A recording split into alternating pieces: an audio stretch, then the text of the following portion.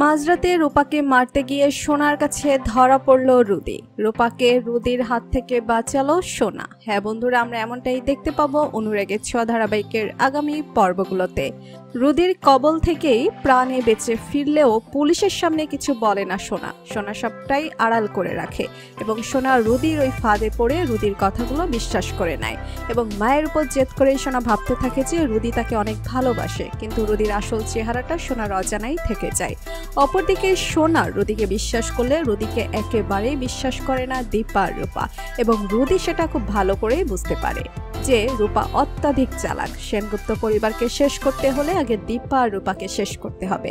সবাই যখন ঘুমিয়ে পড়ে রূপা তখন একলা নিজের ঘরে থাকে। তখন চুপি চুপি রূপার ঘরে যায় রুদি, এবং রুদির হাতে একটা ছুরিও থাকে। হঠাৎ সোনার ঘুম ভেঙে যায়। সোনা রুদিকে রুমে দেখতে পায় না। সোনা ঘরের বাহিরে বের হয় রুদি কোথায় গেল দেখার জন্য। সোনা দেখতে পায় একটা ছুরি হাতে রুদি রূপার ঘরের দিকে ঢুকছে। খুব ভালো করেই বুঝতে পারে সোনা রুদি রূপাকে মারতে যাচ্ছে, এবং রুদি যখন রূপাকে আঘাত করতে চায় ঠিক তখনই সোনা পাল্টা আঘাত করে রুদিকে, এবং রুদিকে এটা বুঝিয়ে দেয় তার পরিবারের কোনো ক্ষতি হতে দেবে না সোনা। তো বন্ধুরা, তোমরা এটাই চাও তো যে এভাবেই যেন রুদির কবল থেকে নিজের পরিবারকে নিজেই রক্ষা করে সোনা। ভিডিওটি ভালো লাগলে লাইক কমেন্ট শেয়ার করুন, আর আমাদের চ্যানেলে নতুন হয়ে থাকলে চ্যানেলটি সাবস্ক্রাইব করে রাখুন যেন অনুরাগের ছোঁয়ার নতুন আপডেট সবার আগে পৌঁছে যায় আপনাদের কাছে। ধন্যবাদ সবাইকে।